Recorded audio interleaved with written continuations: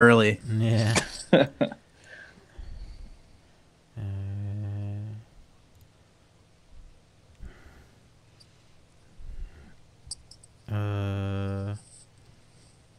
I said I wanted to time this, but I'm. Oh crap! It's all. What happened? Oh wait, I'm tripping. All right, there we go.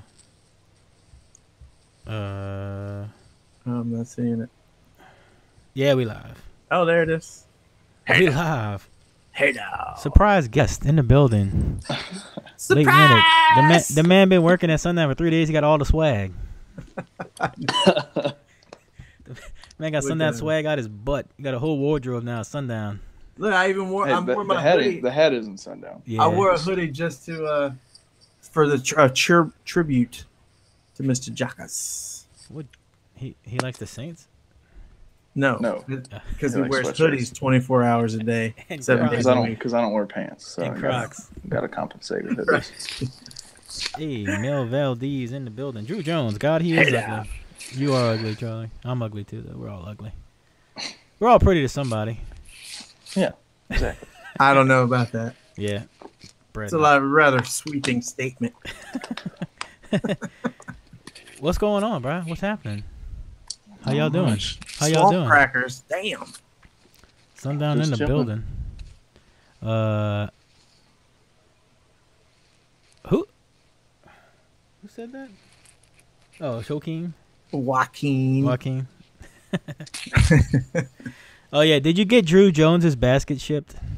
Yes, I shipped it out today. Oh, there, right there. This first comment. Did you rub your nuts on it? I would have. I told him would've twice. totally- This is what you do. You rub something on it and then let them install it and all that. Then send them the picture of what you did to it. That's what you got to do. You don't tell them first of all because Yeah, you can later. wipe it down. Yeah, you gotta do yeah. it later on. I did that a couple Yeah. times. Jake walked out with the basket, and I was like, "Thank God." I was tired of getting messages from Drew about it. Aren't we all? So this is Charlie Jockers. If Does y'all don't- anyone not know Charlie Jockers? It's probably a couple, but A lot of people, yeah. he Well, not is really. he is behind a lot of stuff though, man.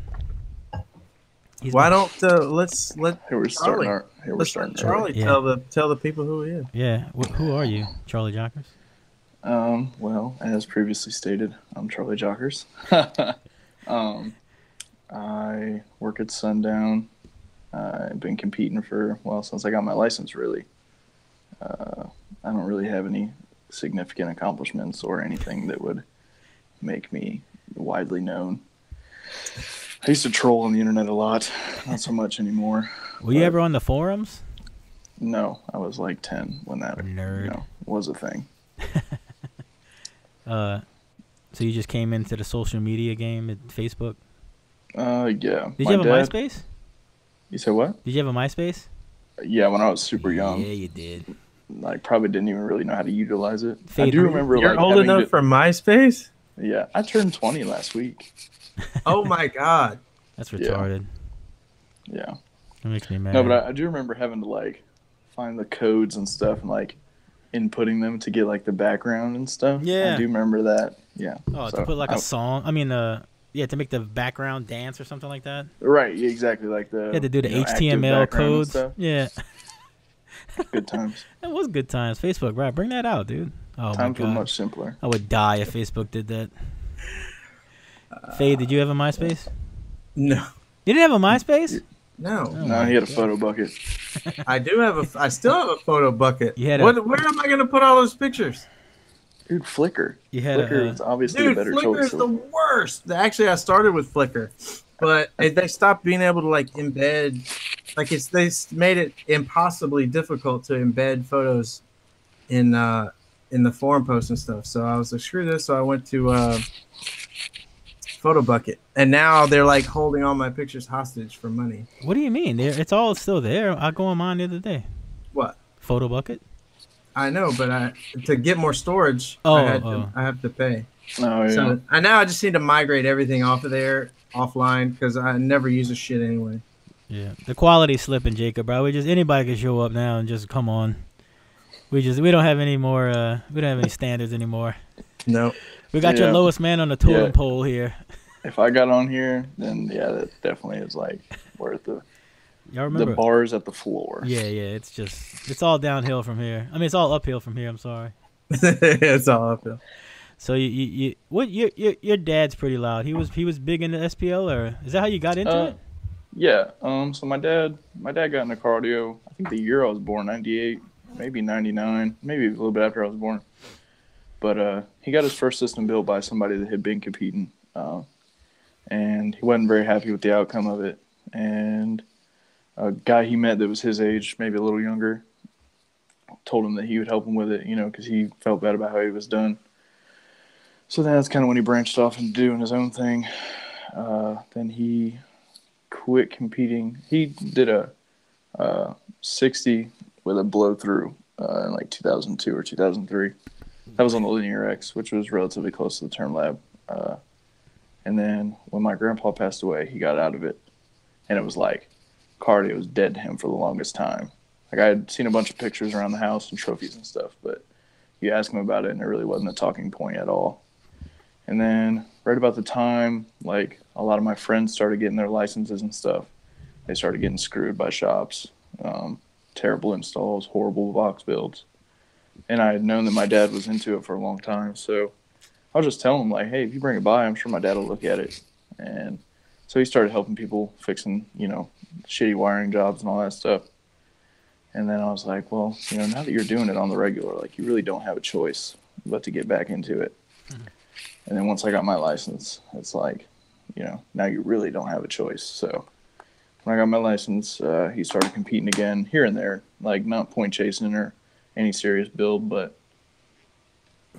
then I got a black EF Civic when I moved down to North Carolina, and did a little build in that, but then it was not very mechanically sound. And then I got my CRX, did a couple builds in that, including my kicker comp build that was pretty popular for pissing people off. And then I'm trying to think, what did he have? That was like CRVs. Is that what they called them back then? I thought he had an extreme build back in the day. Who? Your dad? He started on one, and then that's when my grandpa passed away. He scrapped it. It was like plexi and finish work from being done for the most part. And what kind of vehicle was it? It was a Mazda B2200 blow through with a camper shell and everything. An extreme truck build? I like those trucks. That's cool. Yeah. And then he had a 14 Civic that he competed in. Nothing super loud, but just kind of playing around with it. It played music and everything, as hard as that is to believe. And then when he sold that, he really didn't do anything for a while. What time period are we talking about here? We're talking 2015, 2016. And then he got a Ford Escort. He did a single 18, like the traditional no wall box in it. Messed with that. Doing like 56s on 2.3K. But the doors were just so long, it was awful. They sound like the car sounded like it's gonna fall apart at like a 150. And then he got his new truck, and we started on the extreme build in July, and just brought it to its first show since August. This past weekend, competed in it. Did a 61 on 226 watts. I don't believe it. That's stupid. No, it's a true story. Let me see. Where's the Term Pro? I don't know if show results are posted yet, but yeah, ran it, and people were like, "That's not very loud for an extreme build." And I had my own Term Lab hooked up to the back, and I like tilted the screen so Micah Petzold could kind of see it, and he was like, "Holy shit!" Me and Skip are gonna do an extreme build. Yeah. Do it. Let's do that. Make extreme great again. Yeah. Full brackets every year. Buy one. It's probably easy to buy. I need like an extreme. I want an extreme 500 watt class though. Well, 5K was fun. Like, I said the idea of it. Man. Dude, 5K is so easy to make nowadays. You just by the time you spend the money on building an actual extreme vehicle, like 5K is a pittance. Yeah, that's true. Oh, I completely skipped over the BMW. And Dad got a BMW as a daily driver. And then we're like, yeah, let's throw a little trunk system in it. And based on what it did with the first box, we're like, this thing could do a 60. And like a month and 2 days after he got it, it did a 60.2. and people to this day like That quality German shit. right, Dude, well, for you would real. think, but BMWs are loud. everything on that car broke twice at least. Why are you hating? Like, we were testing sealed one day and it was only doing like 53 something. I don't remember what power level, but doing like a 53 and just panels were cracking and like shit was falling down and it was just so bad. Panic mode. Yeah, but then if you touch the car, it lost like crazy. Like you like touched braced anything it? up. Yeah, like if someone braced a door or like held sat on the front window, it'd be like 8, 9 tenths down. So That's crazy. it was a trade off. Either let it fall to pieces or lose almost a dB. That's a funny thing people did back in the day. Like whenever you was about the meter, they would just run up to your hatch and just hold it. And Like, I had to why? tell people. Don't touch my shit. Yeah, I had to tell people a bunch of times. I'm like, no, dude, it's gonna lose if you do that. I didn't know why. Like, I didn't know if why you at the time. Like if you test with someone constantly holding the hatch, like Right, chances right. are you're gonna find gains that way. But Right. if all your testing is done with nobody on the hatch, like someone touching it is absolutely gonna lose. Right. I think people just were thinking they Hold the were rattles, holding the rattles in. helping. Yeah, they were Right. just trying to help. Please don't do me the favor. Yeah, like I didn't know why it didn't lost, but I just knew it did. So I'm like, no, stop. Go There away. was like this big of a spot. Seriously, this big of a spot on my CRX. If you like held it down with one finger, it was like 0.6. I shit you not. Just like one. That was it though. You touch anywhere else on the car, it was a loss. Yeah, I remember at a show, someone, my CRX, like, was real bad about, with only the lock being in the center or, like, where it grabs, it would kind of, like, do the left to right flex. And someone's like, yeah, I'll hold the corners while you burp it. And I was like, don't. And then, like, midway through the burp, I felt, like, the back of the car sink, and that's what it was. Dude was holding the hatch down. I was like, Bro, I got you. Bro, I got like, you. don't touch my car. I got you, bro. I got that. But people don't understand that. Like, that's the telltale sign that you're new to this. Like, Yeah, if just you just running go up up on and like somebody's shit. everybody just hold it, like, nah. That's how I know that you've never been to an SPL competition ever. It's funny though. You seen like I always watch the old Scotty Johnson video when that guy he I guess he burped it and then like it was close to the other guy and some guy runs up to hold it. I mean, I guess that's different. That's when you got a wall or like something. at that point, maybe. that's like a desperation thing. Yeah. Just that's see, like just see what That's happens. like the half court shot. Yeah.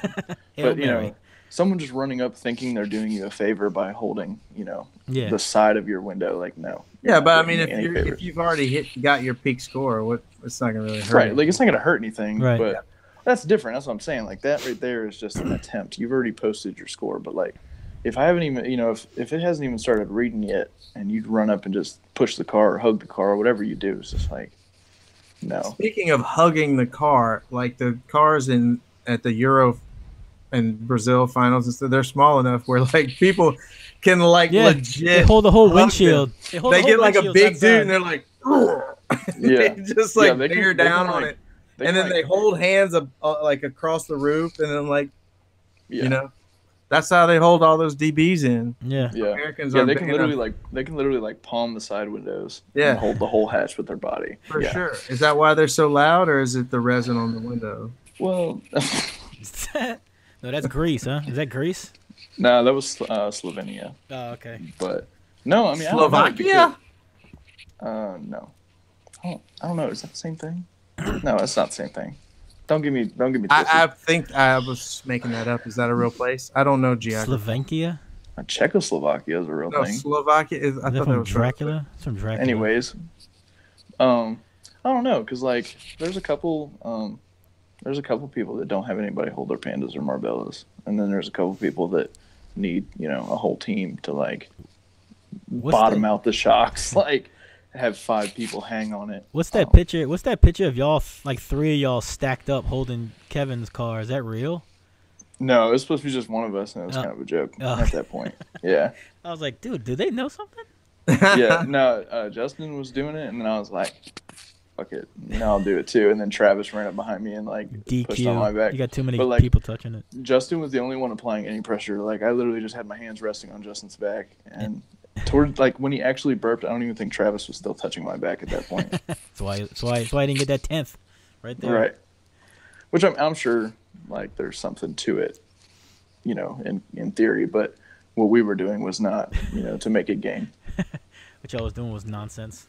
Yeah.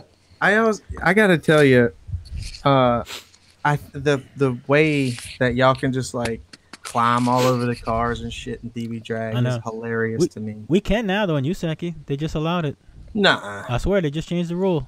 that shit- Your feet I don't have to mean, touch the I ground. don't. I've never seen a big deal in it. Like, if it's one of them things, if they change it to where you can't be on the car, can't be in the car, whatever, like people are going to make adjustments. It doesn't matter. But Right. if we're allowed to do it, we're going to do it. Right. Everybody's gonna be the same amount of down if they just. Right. Yeah. And that's the thing I don't understand. Like, if everybody's allowed to do it, why are there people that, will get on, like, the DB Drag page and be like, I think it's bullshit. It's not fair that so-and-so's allowed to sit on the car. Like, you can, too. Like, right. invite your fattest friend. Like, make friends with a Hey. 500-pound dude at the grocery store and be like, I need you to sit on my car every weekend. Like, if you're allowed to, why are you complaining that everybody has the same opportunity? Somebody's had to gone through the windshield at one point though, because some of them Honda windshields ain't that sturdy. Oh my god, Oh, right. for sure. No, I know for a fact that a year or two ago somebody sat up like on the roof and went through the sunroof. Like Oh my god. they were just like sitting Indian style up there and just sunk in. That's so stupid. Which I don't know what their thought Every process was EF there. I saw at finals had a concave roof. Like the whole thing Only in Mecca. is done. Only in Mecca. Well, it was Chris Cranes and Yeah. Is that not legal in DB Michael drag? Powell. Is that not legal in Michael DB drag? No. Really? Well, I mean, you can.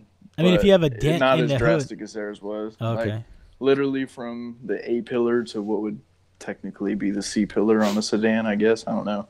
It was just, it looked like a fishbowl. yeah, it's pretty bad. That was strategery. Which is weird because my blue Civic that Rusty Spradling owns now, you could cave it in and it made zero difference in power, score, anything. It either was caved or uncaved, made no difference either way. Sealed outlaw, headrest, didn't matter. So, Nick Wright but I mean, I just guess joined. We got Nick. it's another one of those things. Like if they test like that from the beginning, Right. Uncaving it might lose them. Right. So I wonder if that's like a strategic thing, or that's how they bought the car. I think it's just having people lay up there all the okay. damn time. right, It's I know just- Michael last year at finals. Which I don't know if he's in here or not, but I know last year at finals he had like 6 people on the roof of an EF sedan. That's crazy. Right, and they could have been 50 pounds. It was still going to cave. So I mean, at that point, why don't they just put a lot of deadener up there? They have a lot of dead. Oh, and Yeah, that no. they have both. Jesus, no, the sedan roof's got to be deadened. man, who? That's like the beginner 101 to that car. Yeah, but somebody was telling me, I think it was Sean Parody. Mm-hmm. He was telling me he added deadener and lost like 8/10, and then he took it off and it came right back, to his roof. His roof is like I think his whole car is Vibraflex. Oh, Like, okay. a lot of it. Maybe Well, once. because I mean, it was Hank's old car, so it wasn't built, for trunk in mind. It was Oh, it was the no wall car. So at that point, if you lose a couple tenths in efficiency, but the car doesn't fall apart, it's a trade off you have to take. yeah, right. It doesn't break, but I lost a couple tenths. Right, like We're it's you can find it elsewhere, but you're not going to be able to keep the roof together with no deadener on it. Yo, he was getting that thing loud for a second. Same What's thing that? with the trunk lid. Like I think the trunk lid on Sean's car is like it's got to be over 100 pounds. Cause like you hit it and it feels like the roof of the Justy is filled with concrete. And I think it's just all layered Vibraflex. Jeez, is that the one with the wood cut out into the little slit, the little frame? I think he showed me a picture. He cut like the skeleton out in wood and put it in each 4 spots across the top of the roof. I mean, trunk. Not sure about that. You know what I'm talking about. I can't remember what I showed you.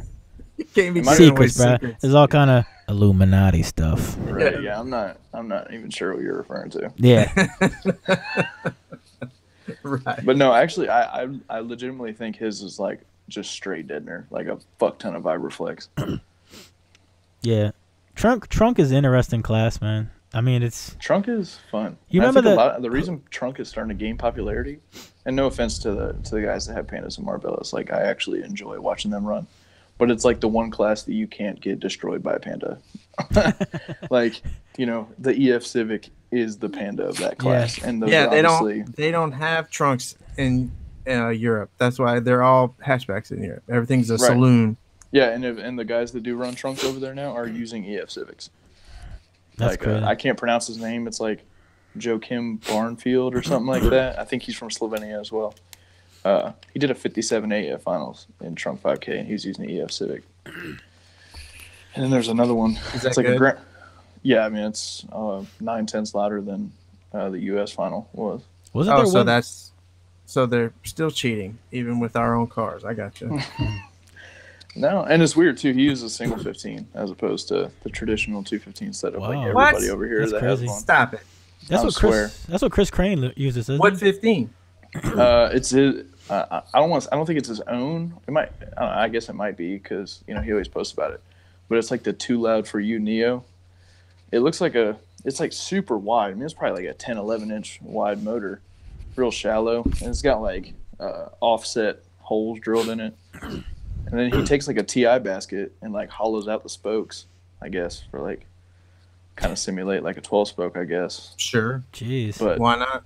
I messaged him just out of curiosity, like if they were his or if there was somebody's over there. And he told me they were like $3,500 USD a piece. What? Get And I was like, I don't need it. I can't even afford SPL anymore. All you guys are Right. like filthy, stinking rich. Bring back Pablo fair rights. Castillo and Neil Barber, all rich and whatnot. Man, remember when I think forever the loudest guy in the trunk was like some guy in a neon. Was it Sears? It was 215s in the neon. It was like a 100 and it was a 154. It was 154 dB legal. Was the loudest trunk score ever. I promise. No. Just like I know Pandas. exactly who you're talking about. No. Who? No. Who? Well, what was it? Was the loudest? Is Derek Haddock in here? Have you guys seen it? Is Derek No, I in didn't here? see it. My, Al- my chat window is like this big. I can't see anything. Alan Hall. You remember him? Wasn't it? It was two 15s in a neon. A neon? You Yes. cannot get 215s No, in it was in a I s- Cavalier. It was in a Cavalier. The rear deck lid was cut. It was just. That's all I'll say about it. What's his butt used to run a Cavalier in Mecca too, huh? Yeah. Anton. What's his name? Anton.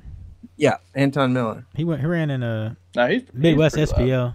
He ran. Wasn't in it Midwest. a Cavalier? Like a Cavalier Yeah. and like a No, Some- he he had had a another purple. car He had too. a It was purple like Cavalier. Not what I would consider like a traditional.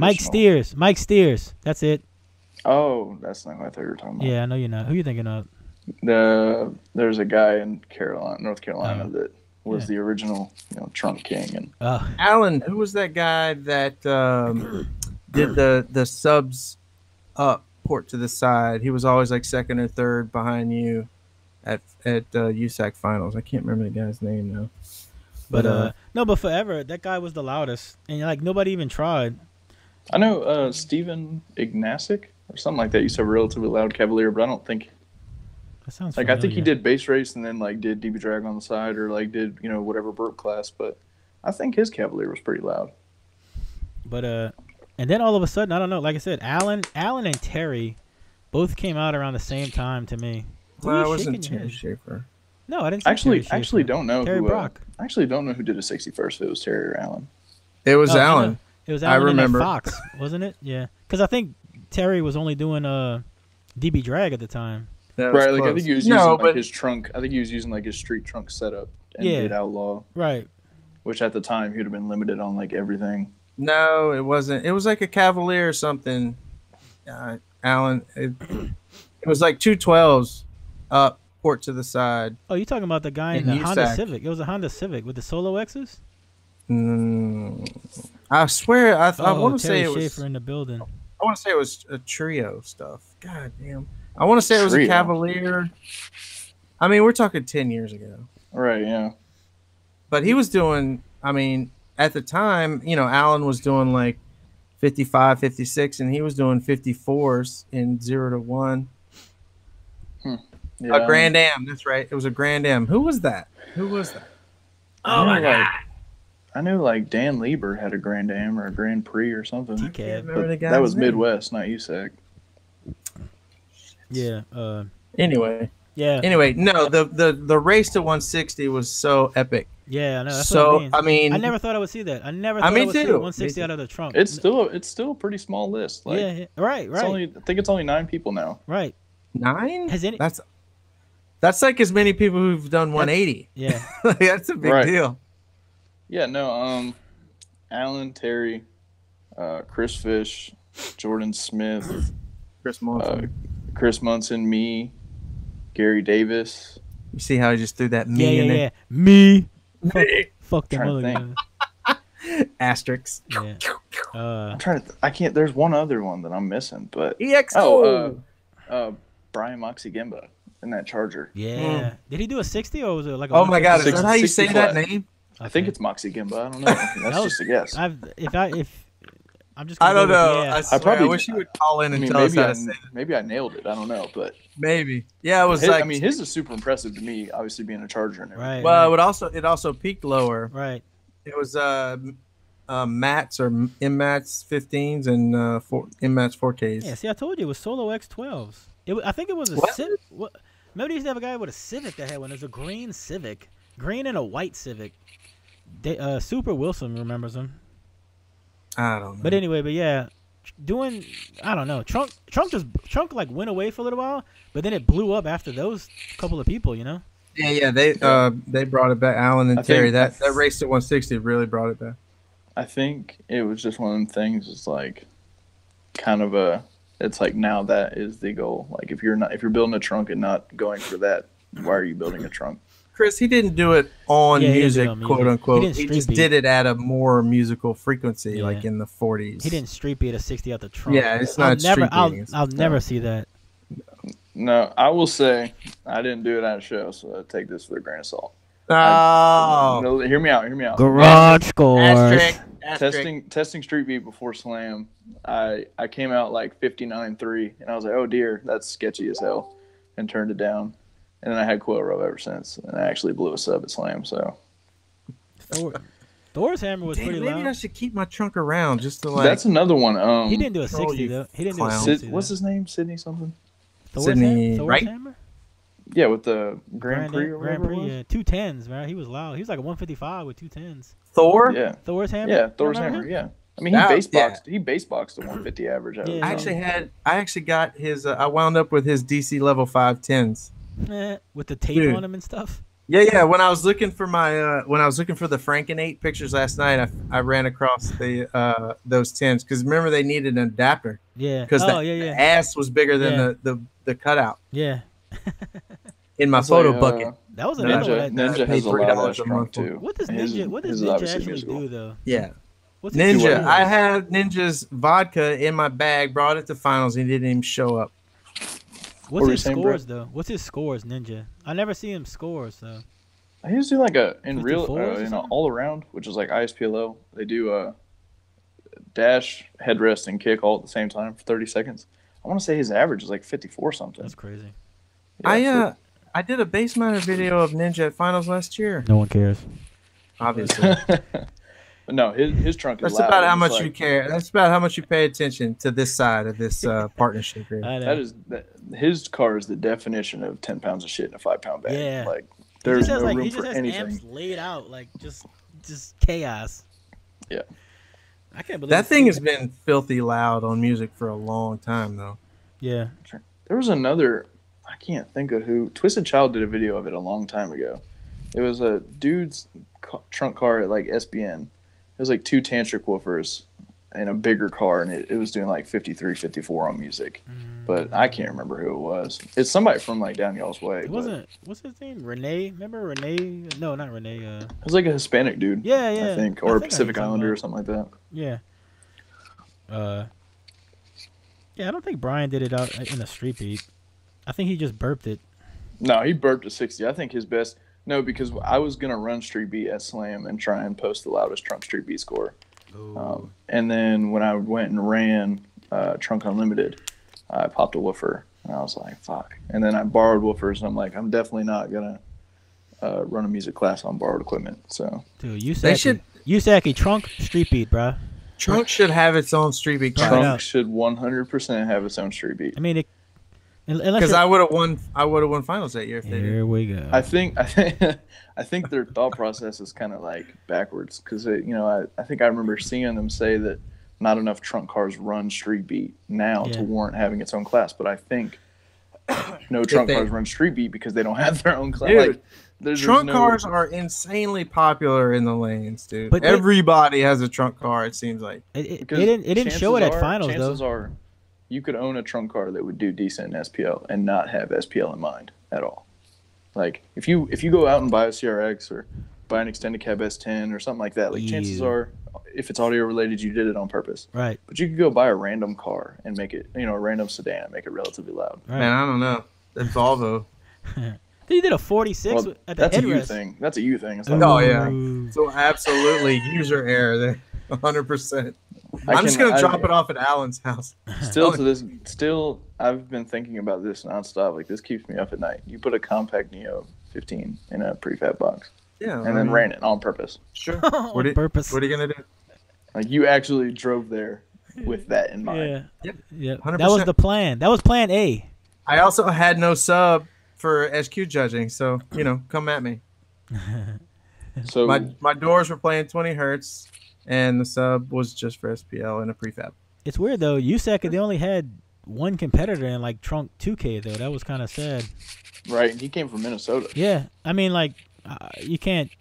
I mean, how many competitors were at USAC? Right, exactly. That's what I was gonna say. Right. You can't really look at that and say there's no Trunk competitors, Yeah. Charlie, in your opinion, how much better or worse would USAC finals be attendance-wise if they joined Unified? Oh, without a doubt, better. Like, even if the competitor, like the number of competitors didn't jump greatly, I think the demographic of competitors would be a lot better suited for USAC. Because, like, no offense to USAC, like there's some classes that are super competitive, like whether it be all people from one state or one region or whatever. But it's like there's a lot of classes where if you go, you win, or if you beat someone that you've beaten all year, you win. Like there's no really, I don't know. Like there's a lot of classes where all you have to do is pull up and make sure the shit turns on and you win. Yeah, I think they would get a lot of crossover too if they came. Right. Yeah. I mean, without a doubt, like yes, there's the mileage curve and everything, but how many people want to make a because if you live on the East Coast, like if the ocean is touching your state, it's 20 hours to Texas. Well, here's the thing: we live smack dab in the middle of USAC country, and Unified is the same distance. Right.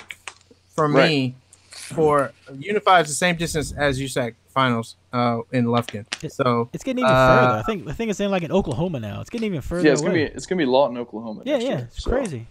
That's what an extra. It makes no sense. I would have at least a couple hours further from you guys. I would have to imagine. Yeah, I mean, Alan brings up a good point. They was in a barn. It was in a barn though. Yeah, I mean, what are you gonna do? Nashville finals, and I'm not speaking in defense of USAC, but Nashville finals is like a slap in the face to people that qualify for finals being put in a horse barn. I think it was like last minute. Really, wasn't it last minute? It was Nashville last finals. Minute. Nashville finals wasn't really glorious for anybody. Like no, not really. But look, I mean, all those uppity, spoiled, rotten DB drags, they got to have the stadium and the thing and the stuff. Us USAC, we'll take a horse barn. I don't care. We ain't fancy. That's right. I mean, I run SQ, so we always have the nicest area. Right. Y'all are bougie as hell regardless. The quietest. Yeah. I didn't realize I was so bougie until I started doing SQ. But no, I think. I knew I was bougie. I mean, I think even if USAC, competitor-wise, like doubled in size, or they stayed the same size, I think having unified final, like it being at unified finals, would be better. Now I understand, like even if Janissa was like, "That's a great idea," it's not going to be next year, or maybe even the year after. It would take some time, but. Dude, there's a lot of people. Right now, cancel the venue in Lufkin or wherever the crap it is. Cancel it and say, look, we're joining Unified. Put us down. And everybody has a whole year to save up the extra $72 that it's going to take them to get to Unified instead of wherever the crap they had it. You know what I mean? I never understood the concept of like, oh, it's such a far drive to finals. Like, once you get past 3 hours, it's not like you don't know. In a year in advance. Like if you know that I'm gonna attempt to get enough points to go to finals and be loud enough to be invited, like you already have accounted for that in your head. And like you said, I have like a window. Like if it's less than a 3-hour drive, I don't mind. But then there's like 3 to 6 hours. It has to be longer than 6 hours because 3 to 6 hour drive is just obnoxious. It's all the same. I don't know. Out of state is out of state. Somebody tag Janisa and tell her to put that shit, join Unified, and be done with it. Or at least give it a thought. I wish there was a way to do like a trial run without moving finals. You know what I mean? Because like if she moved finals to Louisville and then it was horrible and everybody, nobody came, like obviously that wouldn't be good for USAC. But maybe have like a USAC 2X or something at finals. No, that's not going to happen because how many people run the 3X for any of the other orgs at final? A lot of people, especially DB Drag. The way they did it this year, where your 3X score could be your qualifying score for finals. So a lot of people ran Friday night and just chilled all day Saturday. Yeah, Kurt Nielsen said he drove 26 hours to Louisville. I talked to Scott Welch. He drove 30-something. Right. Like get out of here. People that want to compete are going to drive. Yeah. Like, that's not a question, but you got to kind of look at like the percentage of people. Like, I'm not saying everybody in USAC is like not a dedicated competitor, but if 80% of them determine they have no aspiration to drive to Louisville, it's not a good business decision on Genesis app. Right. Do a satellite then. Have the main one at Unified, and then do what all the crybabies in Texas in their backyard. Right. And USAC doesn't even do like direct eliminations like DB Drag does. So that really wouldn't be an issue. Right. Just run and then you fall where you do. Like it's not like you had to go head to head and have this whole online thing where you run against someone in real time. Like I just feel like they're losing relevance. Just try it. What do you got to lose? I mean, we have a judge like back where I used to live in Fayetteville. Well, he stays in Rayford, but Justin Grady, like he's trying to throw shows, but so many people here, like why would I run an organization that I can't go to finals for even if I want to? Exactly. I've said this 100 times to online and the people that I talk to and we, like I said, we live smack dab in the middle of USAC country, and I love USAC. It's a lot of fun, and cut my teeth on USAC, the whole thing. But if I'm made to choose between Unified and USAC, I'm going to Unified.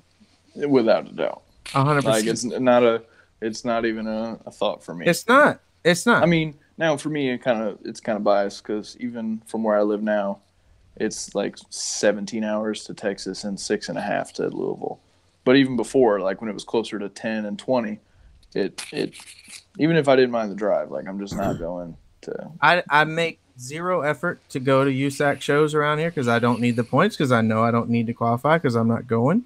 But I'll tell you what, if they were Unified and I needed the points, I would make an effort to go to the show. I would triple up at finals. I would do all Mecca, Iasca, and USAC. But guess what? I don't have that option because it's not offered to me. So right. I'm not taking, Yeah, I see both sides. Like I agree with what we're talking about. Like I think it would be better overall. But from Janice's standpoint, it's like she doesn't want to find out the wrong way that it's not a good move. She has 5 people in her ear going, no, don't move it. You have to do it this way. So she's listening to these 5 people versus the rest of the country saying put it at, go to Unified. Or make it a vote. She's got like that core, like you said, she got that core group that just says, look, we're going to leave if you don't make it in closer to us. Right. Like just make it a vote. Or Beat make it.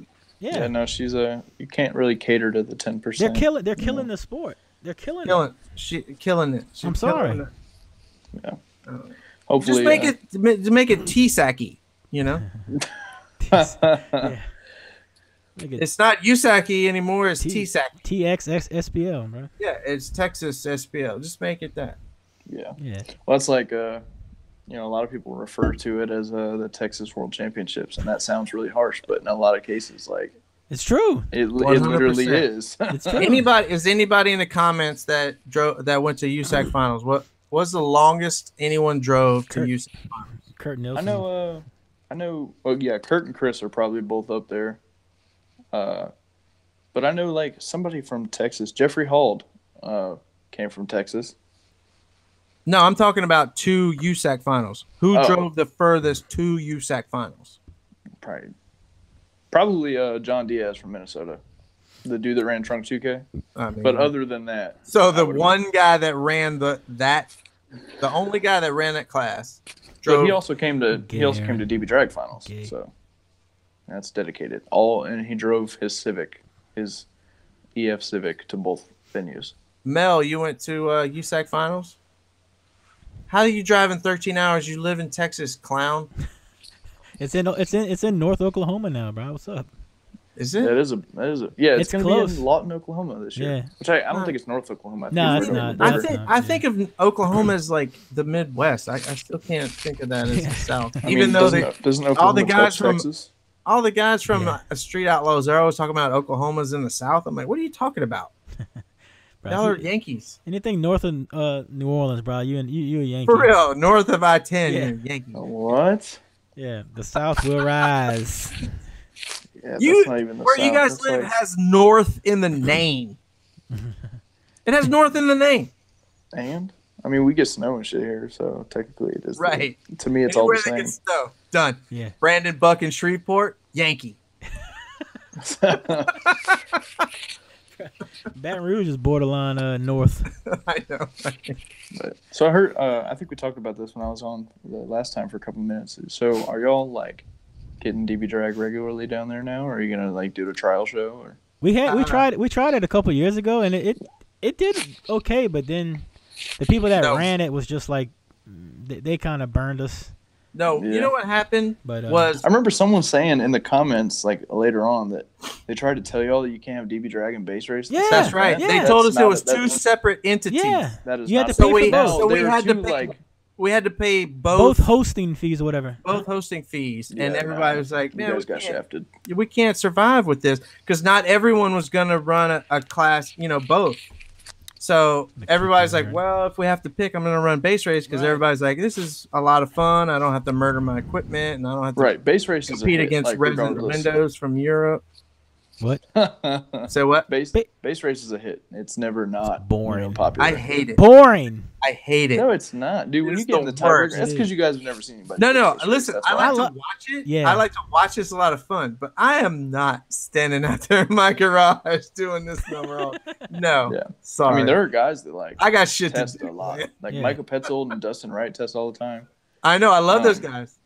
Who was that? But Kyle Eberly? Yeah, he's really good at base race. He was just godly. It's so fun. It's so fun, like standing there when he's base racing his Marbella because it's like 74 hertz peak, and it just sounds like a hummingbird, a really loud hummingbird. Was that an old thread that he was betting anybody $100 that he beat him? No, that was the other day. I told him I'd give him 2-1 if he couldn't touch his head unit after he hit play.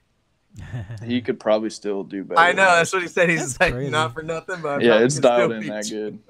That's stupid. That doesn't make sense. Steve Mix like that too. Like I think Steve could set his head unit down and probably still get really close to 59. I can't believe him and Jared went back and forth, and he had what did he have, the 612s at the time? Yeah, Jared still has 612s. Yeah. Oh yeah, he does. But he went back and forth with Mick like what it was like 11 times. 11 or something. Derek Haddock and Chris Peters hold the record for the most ties. I think it's 64, 65. Stop it, 60-something. Yeah. That was before they went to 10th, though, huh? No, that was Wait, how many times? I mean, 65 times. 65? They don't do hundreds in elimination. You qualify with hundreds, and then it's 10th. Speak of the devil, Derek Haddock in the building. Derek. Holy. I can't see him right now, but I know he has the straightest face of all time.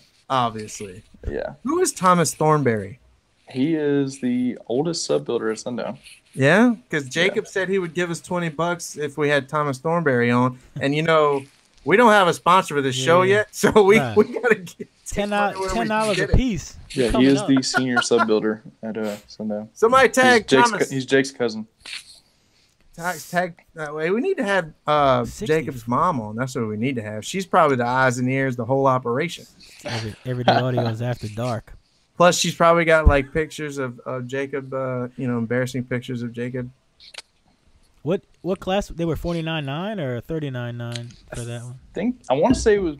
I think it was 39.9. It could have been 49.9, but yeah, they went like I think it was. I believe it was 64 or 65 That's ties. so stupid. I would just their quit. goal originally was to go 30 60, seconds? which is a legitimate hour of base race because 30 seconds of base race, 30-second interval between during the tie. Oh God. So, and they went past a couple. I think they like traded head units and ran each other's cars. If They he's did on, that- like he might comment, but yeah, I think they ran each other's cars a few rounds. They did that shit for an hour. Oh my God. Yeah. Like go home. Stop. I would We have get it. been like I would just said fuck it, Yeah. quit. Yeah. Yeah, You win. I'm lost over it. lost on purpose. Yeah. Like after 4, I'm like, nah, you win. But Derek and Chris are also 2 of the only 3 people to ever win base race and DB drag at finals the I same did year. see that. I did see that. Somebody else said that. Yeah.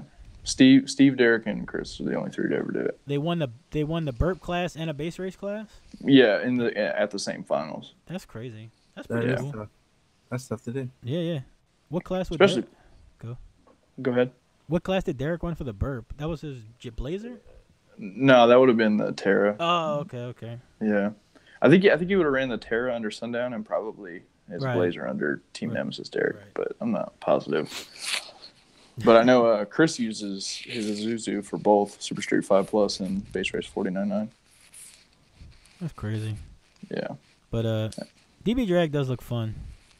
it Especially is now that they're fun. all I think I just I think get the the thing- feeling it's like who's got the biggest. But I mean, I know a lot of these classes in every org is like who's got the most money. I just feel like drag is like a deep pocket type of organization. it's definitely not for, hey man, just bring your system out, have fun. Like it's not that org at all. Like, Well, that's not how I think about it. Throw it on But, the meter. I mean, obviously all the Super Street classes, like you're not going to win a Super Street class with a daily wall that peaks at 35 hertz. That's what but, I mean. Yeah.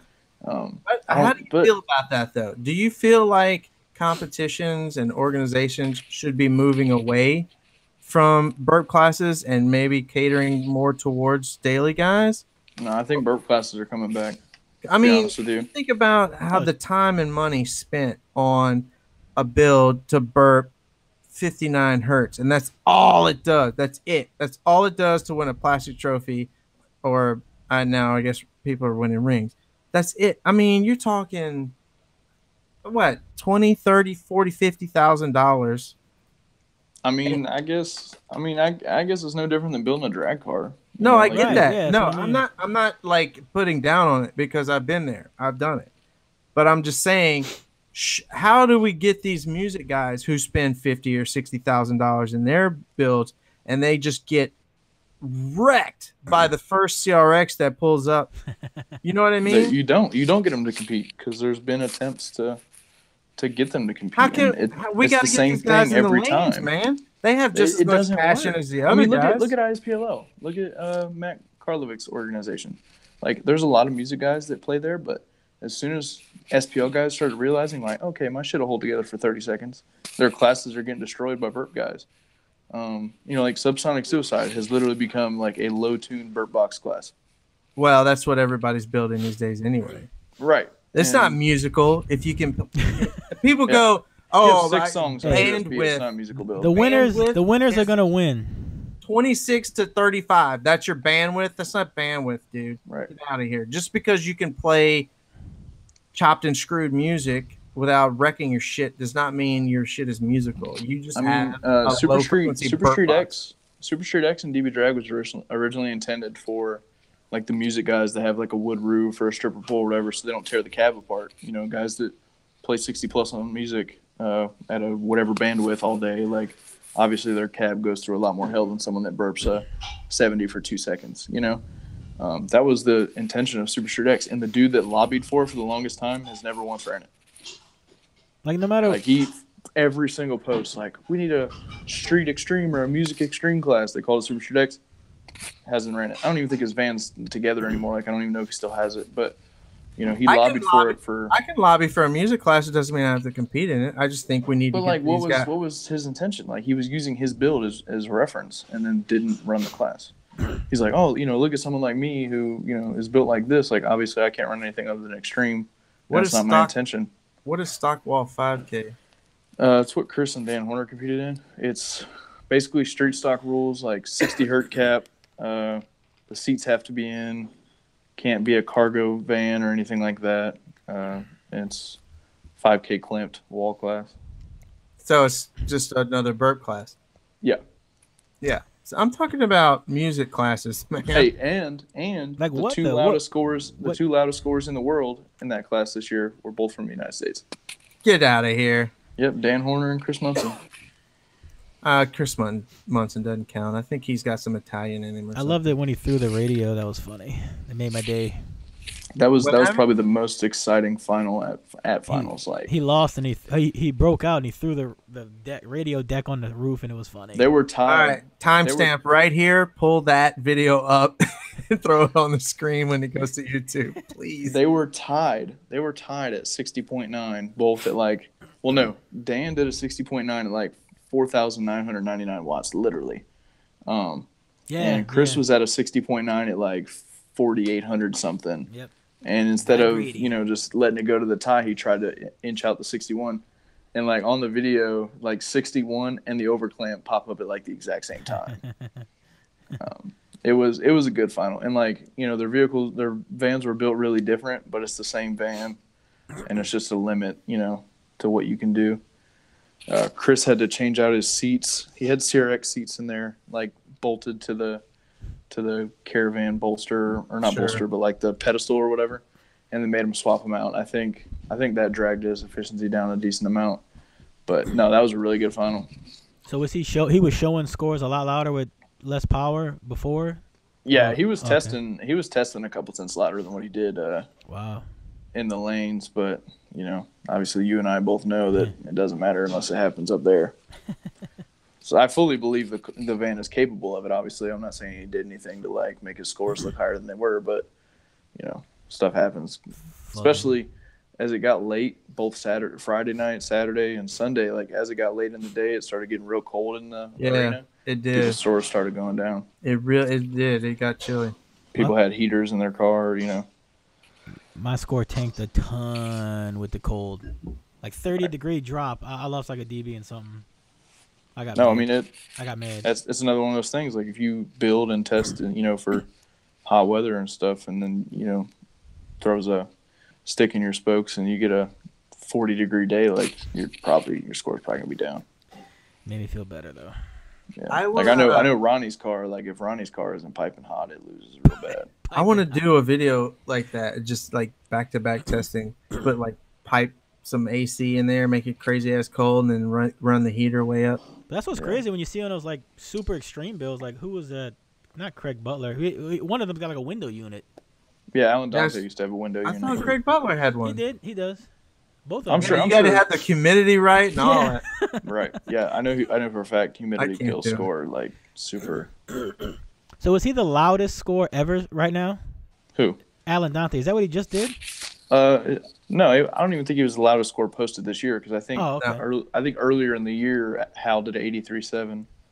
But he beat Hal at finals. Is that what it was? Yeah, he beat Hal at finals. Okay, that's what it was. But in terms of loudest score ever, it's still Hal by a considerable margin. It's like 84 and a half. 84.6. Yeah, it was the loudest certified. I gotta update my thread, man. 84. I gotta update that post. And honestly, I think he could have done 85, but there was some speculation about the way his center console and everything was built, just a rule interpretation thing, and they made him cap off the little thing he had built, and it killed his score. People are like, "Oh, it's only 0.4," but like a 0.4 at 185 dB is ridiculous. No shit. Like that's probably like 5 to 8 dB at 150. Like that's huge. Or more. Yeah. I love to hear Nathan Munson talking about it. He gets all scientific and shit. Yeah, I messaged him a few times and he just blew me away. Like, holy shit. Yeah. Like everything he said made sense when I like really read it and thought about it. But right. I would have never thought about that to begin with. Right. Yeah. He comes at it like from a completely different, approach. Yeah. I dig that about him. Where you at, Nathan? We gotta have him on. He said he would. I know Scott was telling me that like gaining a tenth at a 180 is like the same as 34 dB jump at a 150. Well, I mean, if you just do the math, right? If you just say like doing the 60 on head unit power, some of these guys can do, and then you start just doing the math, even if you get +3 from doubling power, it gets out of hand. Like, Right. hurry. Let's say, you do a 60 on 10 watts. I mean, just start doubling the shit. Binary gets out of hand in a hurry. Yeah. Yeah. So like from 80 to 80.1 is probably, 30,000 watts or something. Right. Yeah. Something ridiculous. Like something most people can't even clamp Right, through, like, let alone an additional 30. You do a 60 on 10 watts, but you need 30K for 0.1 at 180. Yeah. Yeah. I mean, I don't know like what the dB to PSI conversion would be, but I'd imagine like PSI wise, that's probably ridiculous up there. actually, that high. like 180 is like, I want to say 1.7 PSI. It's really not a lot. I know. It's That's weird. It seems like it would be a lot worse. I know. Right. Yeah. I wouldn't test. That's two completely different units of measurement, though. I know that. Yeah, you have to actually do a couple of conversions. You have to do like oh man, what's that other? It's like a different. You have to go from a decibels to like an energy measurement, and then to atmospheric pressure. I don't know. I stop it. All right, I'm done. I'm done. Yeah, if it's anything intelligent, Britt. Let's talk about Crocs. Shout out Gary Davis. Gary Davis won the 160 this year too. Yeah, I said that earlier. Oh my bad. I'll be paying attention to what you say. He don't be paying attention. Ever. Yeah. Juan Patron. No. And that's super impressive in his car. Yeah. Juan, did you get everybody's stuff out? Tell us about it, man. Who? Juan Patron. Oh, he's watching. Metalworks. Oh yeah. I always wondered that, like, the guys that are doing 180, whatever Hal is, 184s, like, I always think about these two things. Like, are they constantly working to get that extra couple of tenths? And like, skippy. But like, I relate it to like people. Like, is there somebody tomorrow working on a cancer drug right now?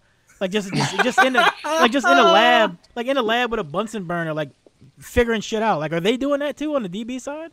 Just working shit Yeah, out. just like if I move this, they didn't get there, without working hard. But I know like Scott will like wax or like wet sand and everything the inside of his box all the time. I mean, like, are they constantly working to keep that number, or they could do that number constantly and then just go up? I would imagine even with an extreme interior, like there's a lot of maintenance to be done.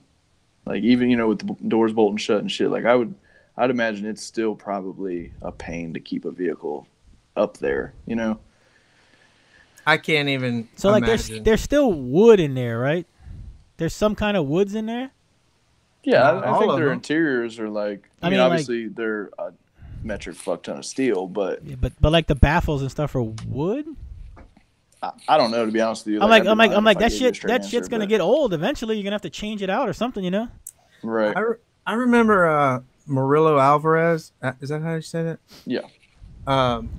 When he had that Panda and he used to run Super Street No Wall, whatever class he used to run. Wait, who's he from? Is this Sound Digital?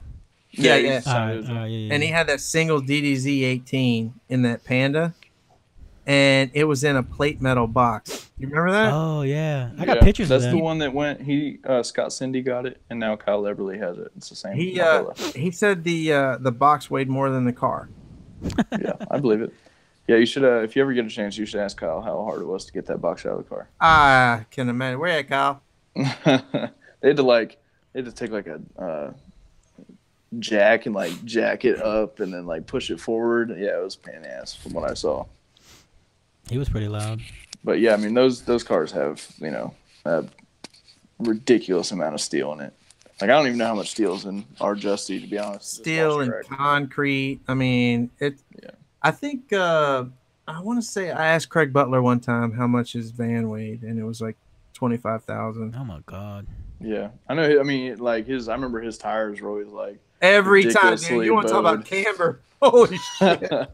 I mean, I know he. Hurting. How did they get it in the lanes? Huh? How did they get in the lanes? Just tow it or something? No, it would just I think it would just had enough power to move the thing wherever it needed. Kind of like when you put an automatic into gear and it does like that roll. He's got a built transmission just to get up. Yeah, I mean that's also why he took like 3 hours in the lane, because he had to run every class and every run because the summit was only moving one way, and and done with it. Yeah. Well, I mean, I know his van's a lot lighter now because he ditched all his batteries. He's straight caps now. So yeah, that probably helps. But I mean, I bet you, I don't know how many batteries he had exactly, but I feel like he had like probably 60, 70 batteries. Oh, at, yeah. You know, probably 70 Crazy. pounds a piece. And you know, everybody keeps saying they want that hoodie. Where can they buy that hoodie? Sundownaudio.com. I had Derek make it for me. Oh, yeah. Well, how about DerekHaddock.com? Yes. Everybody email Derek subscribe, Haddock right subscribe to Sundown Audio Unofficial on YouTube. Maybe he'll appreciate it enough to make you a hoodie. A damn hoodie. Post that Ronnie Smith video. Bro, it's a bin up. I'm still gonna say it. How does it make you feel that single 8 in a SUV is like right there with your trunk car? Yeah, that's funny, huh? P.S. I was also correct on that guess what they was gonna do in a Jeep. Oh yeah. Yeah, I got it right too. Believe it or not. It's gonna be funny to see how, because he said it. He tested it already. I don't know. He showed it. Huh? Did Ronnie show it testing the stock one in his new Jeep that he bought? Yeah. And obviously it's way down. But yeah. Work done to it. That's what's crazy though, huh? To see how much. It took like $5K to do the same score it did on 2200 and Jacob's Jeep. Yeah, I mean, that right there tells you everything about SPL you need to know. I would have sold the thing right there. Yeah. Gas fire. I ain't gonna lie. I know Ronnie will figure it out because Ronnie does a lot of testing.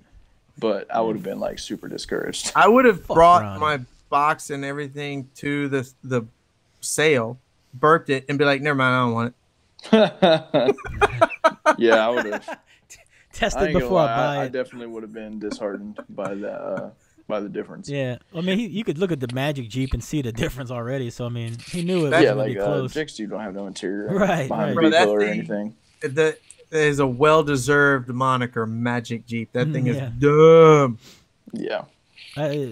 What he did, a 160 with like a SA18 or was it U18? U 60.4. Okay, dude, did you see Munson's live video when he said the U was only 0.7 down from the compact? Did you see that? I still don't believe that's insane.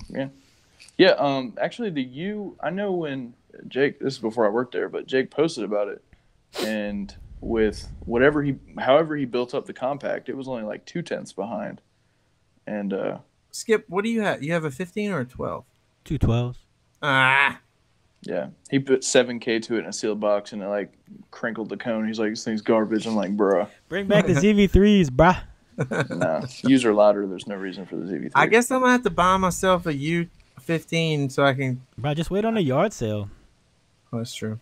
Yeah, there probably is some in the yard. I think there is some in the yard sale. I could be wrong, but what is it? No, they're a super impressive sub. That's what we're running in the Justy. Kirk Nielsen said the U's were a whole dB off of compacts in his Jeep. I guess it just depends on what note like full tilt or like right like efficiency wise, right? Because I know like he has a ton of power on tap. He has 4 NS2s. Started hit compression a lot more over 10K. Well, I would imagine $300 sub versus compact. Is that clamped or is that clamped? He clamps everything. That doesn't make any sense. That doesn't make sense. Yeah, I know the U's are better, but I still love the ZV3s. They were cool. I don't know. I love the U's. Better. They looked better. The Justy just has 4 stock D2 U's, and they obviously are doing relatively well. I would think. I've messed with a ZV3, but like I've never owned one, personally. So I can't say like the ZV3 was bad or anything. But based on what I've seen and based on what everybody else that has experience with both is saying, the U is without a doubt better. God, like my roommate Stevie has 8 U12s on 27500s in his Blazer. What? Is that the one you was riding around in? No, that was a 9. Yeah, that's the same one. Oh, he did a 61.5 Outlaw no wall with a Blazer. Oh well, it was like right out of 59 something sealed. That's stupid. Yeah, it's loud. What was the one you rode around with? It was like 912s. What was that? That was Stevie's 812s. It's 2 rows of 3 and then the middle row is 2. Oh, you said 812s. My bad. Yeah. Who's got the gaggle of SAs doing 60 plus on music? Did we figure that out last time? Will Holt. He's got ZV3s, I think, or ZV5s. I think he had NS3. SAs. It's like you talking about. a bunch of essays and a band pass or something. I know Jim Brookman, Jim's Machine Works has 48 of them. I don't think it's that many. And I think there's a sixth order. Specify, sir. Specify how many. Yeah, I mean 12. I think it's like 12 12s or 12 15s. Derek Lopez? 64 maybe? or something crazy on me. Yeah. Derek Lopez had an Astro 12 essays in a fourth order. I think he was doing like 65s legal with 12. I think that's what I'm thinking of. Yeah, which Derek is super impressive. Yeah, that is bananas. Yeah, Essay, I think he switched out. I think he has DCXLs or something now. dude, the essay is a monster. You can't beat Yes. it. It's borderline impossible. Unless you got a knockoff one for cheaper, but That's also true. yeah. Unless you sell your exact design to someone, they sell it. Yeah. Yeah. Yeah, it was Derek Lopez. Where's he from? Texas or something? Nevada or California, something like that. Yeah, he's West Coast. He's got That's months. got to be months the in help. loudest build with essays, is it? Who? Buddy? Oh, the Terra did a 70, huh? With 4. Oh, No, Terra did a fair. I think Terra did a 66 something. 66.6 legal with 4 SA18s. That's not fair. That's 100% fair. The Terra is 100% not fair. Why? Yeah, exactly. Nothing. I don't care. Like if every single super street class had a Terra and every street style class had a Panda, I would not care. I want a Terra. Like I just like seeing the scores. I don't care if it comes from an American car or a car from overseas. Like I just want to see what scores are possible in these classes with this set restrictions. Do they all have that stupid tall thing? Yeah. The Terra is literally like a cargo version of okay. It's like from the B pillar forward. It's the same thing as a Marbella or Panda, but it's just got that huge cargo thing on the back. That's interesting. Yeah. Now, see, I swear, you say no, but I swear the Panda used to be illegal in USA competitions. No. Taylor, you remember that? Not no? a thing. That's not Never a thing. Why did Why they all of a sudden? Why did they all of a sudden come here then? Why all of a sudden this year you started seeing? I think it was just they got a little cheaper. There was a few more in the States. right. Like, That doesn't make sense. Now there was an organization that banned CRXs for a hot minute. Who? Midwest SPL. Yeah. Oh yeah. I don't think they banned them. I think they kicked them out of like the that's what I mean. basic class or whatever Right. it is up there. Banned them. They just couldn't. And then now I don't think they're banned, but I think they have like a rule or a restriction that makes it where you can't build them like to the B pillar like traditionally. Yeah, you Like have to. They can only be 12 inches from the back wall or 16 inches or something. Right. And I think Mecca was the same way for a while, maybe. I could be wrong. Well, Mecca, you can't run whatever the lowest street. class is. You have to mod street. Right, Where you you have can to- go you have to against, jump like a genuine no wall. That's right. See, Because anything without back seats is automatically mod street. That Yeah. was their. Plus, CRXs suck from Mecca anyway. yeah. See, Right. Mel said USAC it did, so now I win.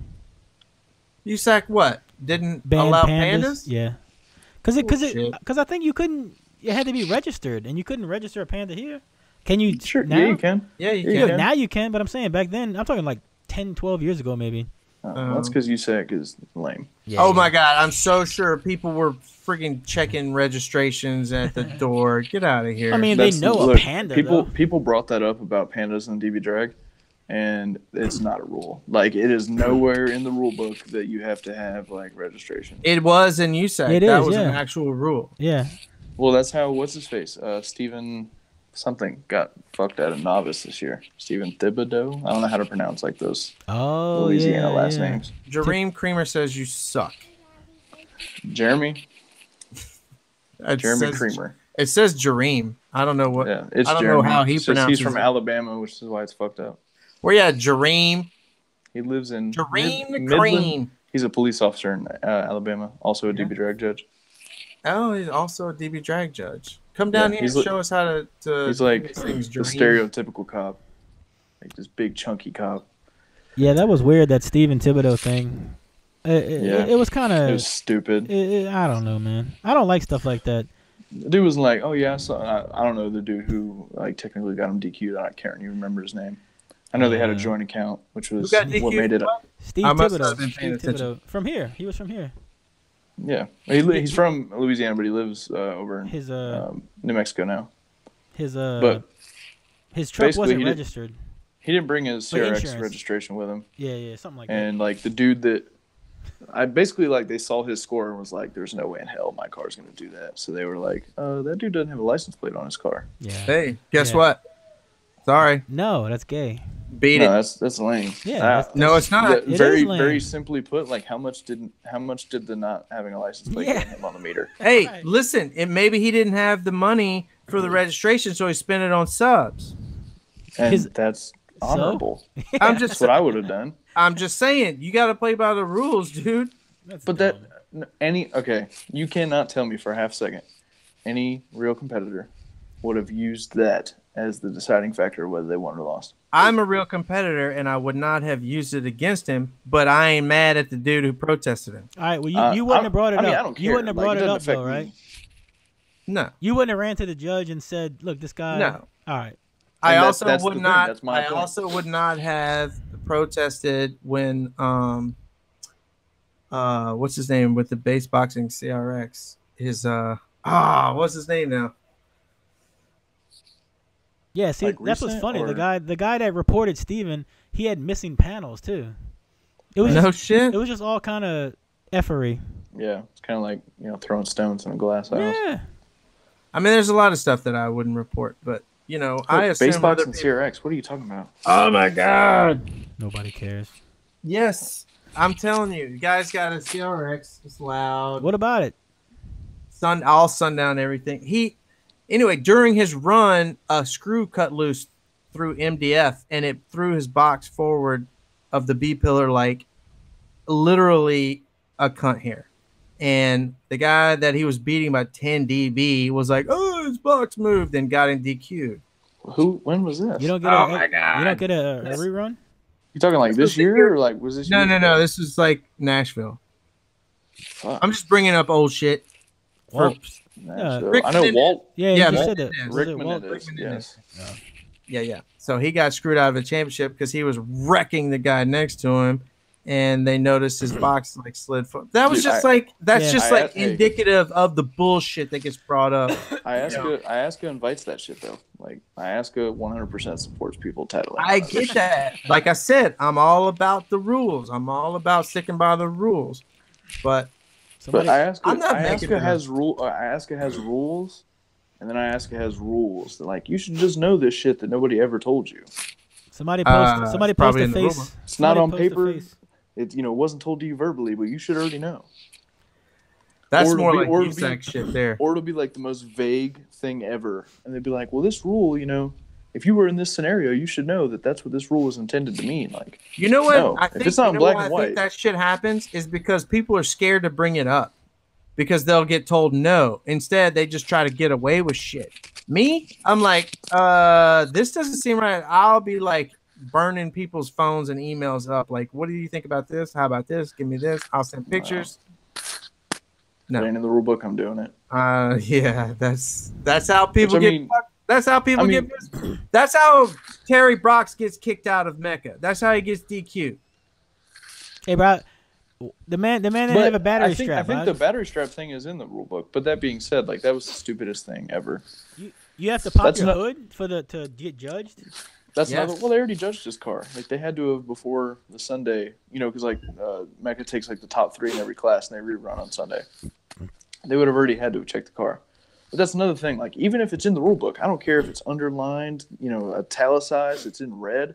Like, what did he gain by not having a battery strap? Right. It doesn't matter. I get it's a rule. It's a technicality, whatever. It's a safety bullshit. issue. It's safety. Half those cars should never be on the road, even in stock classes. Mine is, I'm just saying, if the shit is in the rule book, go by the rules. I'm sick of people pushing rules and breaking rules and getting away with it and doing whatever the fuck they want. Nobody ever got loud by but breaking the rules like inside the vehicle versus just a technicality or whatever, Half the shit isn't even breaking the rules. It's just like the judges are like, damn, it's a little edgy for my liking. Like I didn't think about that, so it has to be against the rules. I'm just saying, if you can point to a specific rule in the rule book and your shit is breaking that rule, then you're my opinion, anything in the cabin is right. not a debate. You know, if there's something in your car that is against the rules, in your car, Right. that is against the rules, there's no argument, there's no speculation. You broke the rules, you're done. But something stupid like that, like I remember back in the day in NSPL, people were getting people DQ'd for not having wheel chocks. Like, that is stupid. Yes, it's in the rule book that your car must be wheel chocked. To counterpoint, as a counterpoint, how easy is it to get some stinking wheel chocks? How easy is it to mind your business? Like, you lost by 5 dB. My car rolling 3 inches when I burp it because it doesn't have an e-brake. Like, that's none of your business. Maybe you should have spent 5 extra minutes and got some wheel chocks. There he said it. That my thing is, like, we're alienating competitors. No, It's like, we're not. Yes. If you make rules that it's just as easy to be like, hey, why don't you just get some wheel chocks? Just as easy for me to be like, well, fuck competing. It's like, that's also true. You lost a competitor over wheel chocks. You know, I'm not saying that actually happened. I don't know if anybody quit competing for not having wheel chocks and getting popped for it. Derek said it. If it doesn't affect SPL, it shouldn't be a rule. That I 100% agree. It's not garbage. Absolute garbage. Wait, Derek Haddock said that? Yes. He might comment again, but people were bitching at him about the Terra. You know, like, oh, let's do the registration. Like, where does that gain? You know, it doesn't matter. There's a lot of gray areas also. Yeah, people are going to exploit them. Yeah, Alan said it needs to be cut and dry, and I agree. Look, if you're building an extreme vehicle, why even need a motor or wheels on an extreme vehicle? Just build a trailer and bring it in there and run extreme. What difference does it make if it's a car at that point? It's not. It's not a car. I agree. So it's no longer car audio. So stop with that. If you're going to run stock class, your shit needs to be stock. It needs to be registered. It needs to be daily drivable. Blah blah blah. Then it's like, how do you those street races where they make them drive 100 miles and then come back and then they do the race? That's the same type of thing. If you cannot pass inspection in your state, it's not road legal. Get it out of stock class. That's a different class. Thing, though. They got both. They got guys that just trailer to drag cars to the thing, and it's not registered. Yeah, but they don't compete. That's like saying if you want to trailer a street legal car, that's on you. That's like saying, you should get a bonus for driving your car to a show. Like, you should. No, you should not. 100%. Absolutely should not. 100%. No. Yes. No. Yes. That is exhibiting like everybody wins mentality. What? Yes. It's like participation you come awards. to a show, like Taylor's like, oh man, I guess I'll drive my piece of shit with no AC 100 miles so I can get that half dB bonus. Like, that is stupid. No, that's fantastic, and I 100% support that. Dude's coming from Canada is going to destroy us. Yeah, it's like, 0.1 for every 100 miles. Yeah. I'm not advocating for bonus points, but if your shit can't drive, leave it at the house. What's the point? Put it up on a trailer and bring it to the show. Oh my God! God! Fuck everybody in your class. Anyway, this is exactly why I can never run big classes, because I actually like to be able to drive my cars. I don't get it. That's like people gave me shit for the Justy. Like, oh, the floor's cut. It looks gay. It's like, it's not even a car anymore. Like, it's extreme class. The 3-inch thick windows didn't bother you, but the fact that the floor's cut did. Like, that makes no sense. Is it not extreme class? No, it is, but that's my point. Like, you can't use it's not even a car anymore argument for a car that is, fully extreme. Mel bringing up old shit. I did actually lose. I lost. I would have won finals, except I didn't have a USAC sticker on my car. See, that's stupid. That's stupid. That's fucking stupid. Now, you want to talk about stupid shit? A car needs to drive. That's not stupid. Having a sticker on your car and getting penalized, that's stupid. Wait, you got bonus points because you bought a sticker? DQ'd? Oh, because you were a member or something? No, I lost 5 points on the score sheet because I didn't have a USAC sticker on my car. Oh, no, see how to race hell. Like, that's the stupidest shit I've ever heard in my life. Oh, Munson in the building. Where you at, Chris?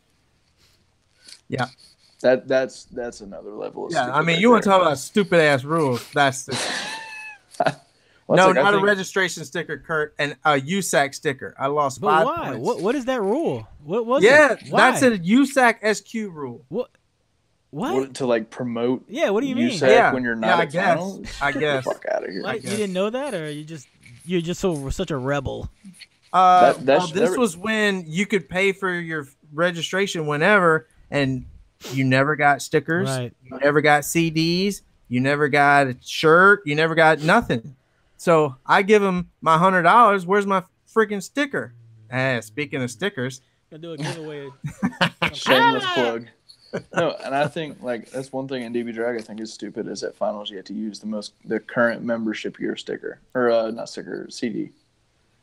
Like you could win your final and they'd be like, "Hey, let me see your CD real quick." If you pop out an incriminator CD, you're done. Like you lost. I actually think they should just do away with the official CDs and the shit, like the source material shit. Yeah, stupid. Just do away with it. Let everybody one more modify stipulation. Screw it. That was so much fun. Yeah, people just be like overlaying the 3 frequencies at their peak because of the way the term lab samples. Okay. Sounds weird though. It does sound weird when they burp it like that. Make it all same material, that everybody has to use. Right, yeah. Yeah, well, I mean, or do an official disc, right. Yeah, but that's not really fair though because like people that use like just the media player, like the the radios that are like that thick, that only take like USB. Like if you had CDs, then you can't be like, here, if you can't play this, fuck off. Is it backwards on y'all screen? No, it's perfect. Fire. Looks good to me. Oh, it is backwards on Facebook, but it's not backwards on our screen. That's weird. Mine's backwards. That's lame. All right. Everybody wants a sticker. Start blowing up Skip's inbox. Yeah. Do you think the USA is different from Euro in that kind of regards, or they're more strict over there in Euro with competitors? I think I know you they're like starting to be held like more accountable for the stuff they're doing. What are you laughing at? Taylor's laughing. Taylor's laughing, but I genuinely believe that 95% of them are just louder than us. That's like, you know what? I would, if it was like a little bit, I'd be like, okay, they're just working harder than we are. Whatever. But they're just wrecking everyone. We're starting to see that though. But they're using different. They're using different. We talked about it when you called in earlier. Right. The U.S. Pandas are getting close, and now people are starting to realize that they just, had a really, really successful platform. Like Derek Haddock with the Sundown Terra, first one to do a 72 in Super Street, and now they're all up there or past it. But it's like they instantly thought like there's no fucking way they did a 72 at Super Street. Now that they're doing it, they just realize like we just weren't doing it right. Now without the resin on the glass. Yeah, you know what? Every time there's a quantum leap like that, it is difficult to believe right off the bat because I think we talked about it on the last show. The first time that anyone saw the 215's forward port, big port back box in a CRX, no one believed the efficiency. No one, even though port forward, subs forward port back was the CRX alignment. Like no one believed the you could get 15s under the window line, or nobody believed it was that efficient. So that was a quantum leap, and then trunk. We went from the Allen Hall box with everything up at the thing, to the Terry Brock's box all the way back. That was a quantum leap. Yeah, why are you making that face? Because you called it a Terry Brock's box. He was like the first one to. That's what I told Charlie. Which I actually think he started out with subs forward and port forward when he had like the yellow cone DDs. But no, that's what I'm talking about. Subs forward. Port forward. You're just talking about like the box being all the way to the back. All the way to the back. Oh, I got you. Yeah. Alan, it was really close. Alan actually tried that, just screwing around with some kicker like L5s or something. And I actually think he might have beat Terry to that box. But he didn't post about it a whole lot because he was just screwing around. But, Terry popularized that box. Wait, what box? Everything forward? Yeah. No, just being all the way back in the trunk, like farthest from the trunk opening. Yeah, super thin and all the way at the back. Oh, okay, yeah. Instead of the slot port. I know in the BMW, like the farther I could get the box and port back. I just said that, Alan. The louder it got. I told him you beat him to it. I thought you meant the subs up port forward because Terry Brock was the first person I've seen do that. subs up. Yeah, I'm pretty sure he's the first one to do that one. But it's still not the loudest orientation. Right. Well, yeah. Overall. Well, yeah, overall. But yeah, I mean, you take it sounds bad. Like if you take Chris out, like that's right. the undisputed. You know, and he's the only one that has Chris, like 40K in the trunk. Right. Though. Also, yeah, like I'm not saying that his score's not impressive, but if you gave Terry equal power, like I have no idea. Dude, how is his trunk louder than his CRX? That doesn't even make any sense. That doesn't make it can't compute. You could fit way more power in a Civic sedan than you can a CRX. I know, it's stupid. Well, with Korean amps, like you can fit. I know Sean Mayo had 4 Terrace 15Ks in his CRX. Oh, you mean Brazilian amps? Yeah. What was Munson using? Crossfire. Crossfire? Yeah, Crossfire 3Ks, 8 of them. You're not fitting 8 Crossfire 3Ks anywhere in a CRX. He fit a he fit a I don't know if it was legal or not, but he fit an 18 Ford in this CRX. Seen that? Was that an 18? Yeah, it was. Yeah. Yeah, but y'all have the window line thing, so no, it's not under the window. You could do an 18 forward if you put it in the back up front where the quote unquote back seat would go. You could do it. But his was all the way back. That's where his was, all the way in the back. Yeah. The 8-inch aero firing forward. Did like 63 something. It is 63.5. It is 64. Yeah. But I still Actually, think no, back to the American and Euro thing. I think you're right, Taylor. I think it had to do with like we saw our scores and then saw them just walk past them with ease, and it was like kind of hard to fathom. Yeah. But like I was saying on the last show, people like Kevin, there's people kind of build this wall like, oh, if you get up to this score with that car, like you're in the upper echelon of what's capable. And then someone beats that by 2 dB with the same car. It's like there's no way in hell, because if someone could have done it, it would have been done. And that is what holds a lot of people back is they reach that number and they're like, I'm good now.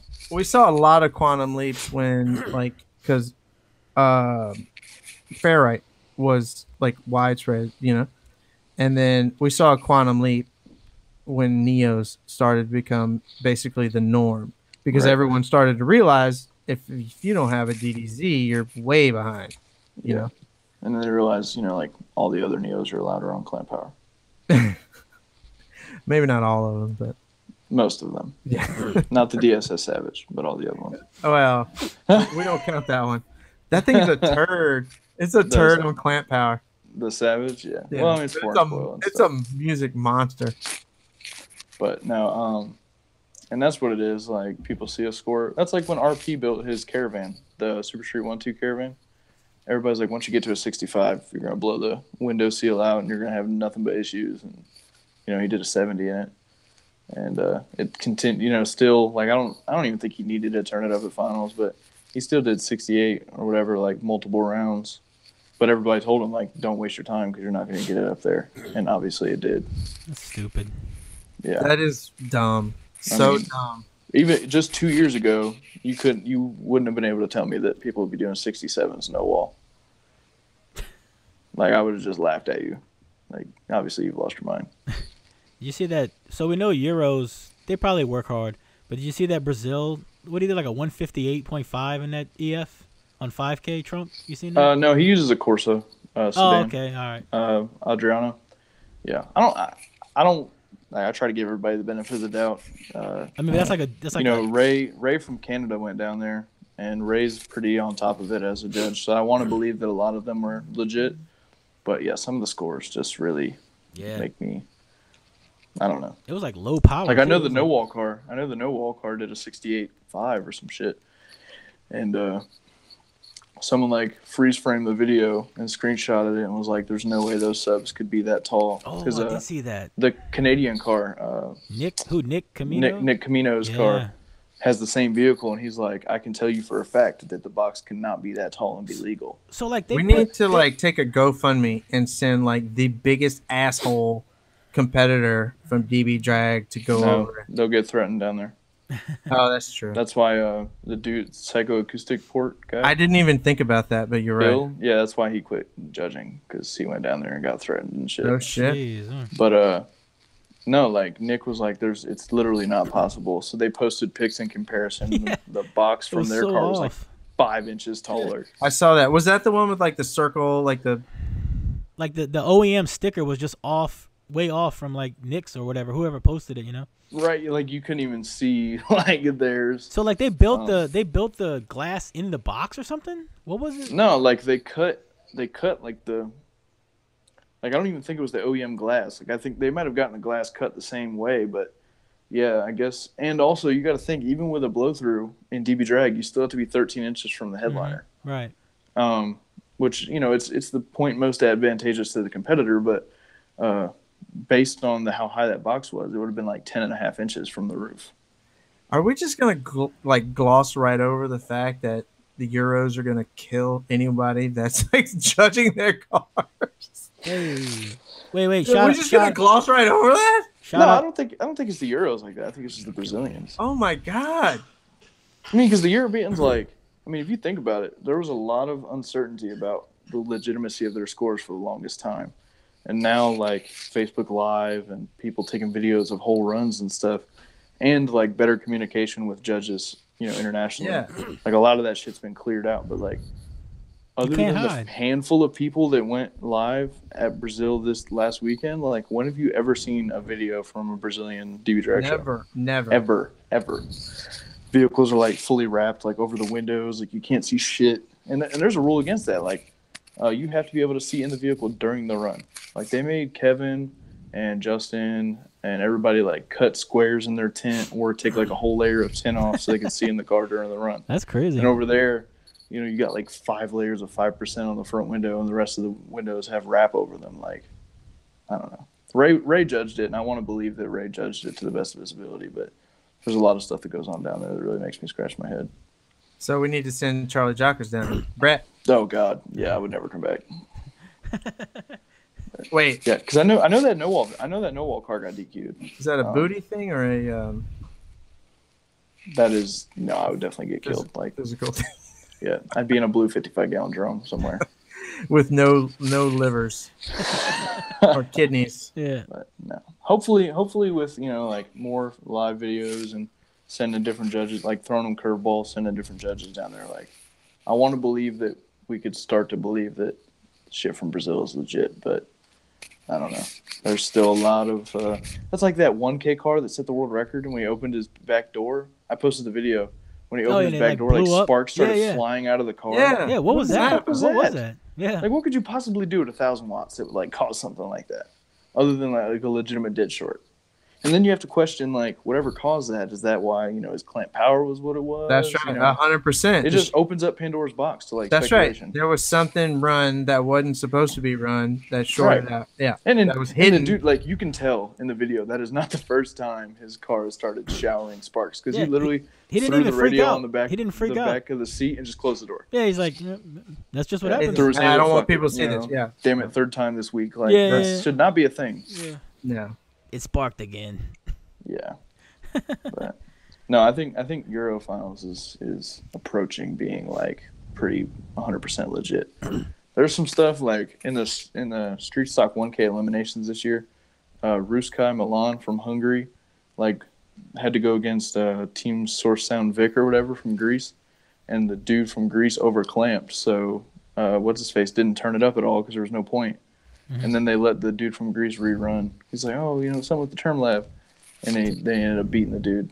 And it's like, you shouldn't have had that ability, to rerun in an elimination. But stupid little stuff like that. But that's not like a rules thing, in terms of them breaking rules. That's just I don't think it should have happened. But it's just crazy what scores are now, man. Like, right. I mean, even over here, like what Terry did, like 50, almost a 57 with 5K in the trunk. That's just 56.9.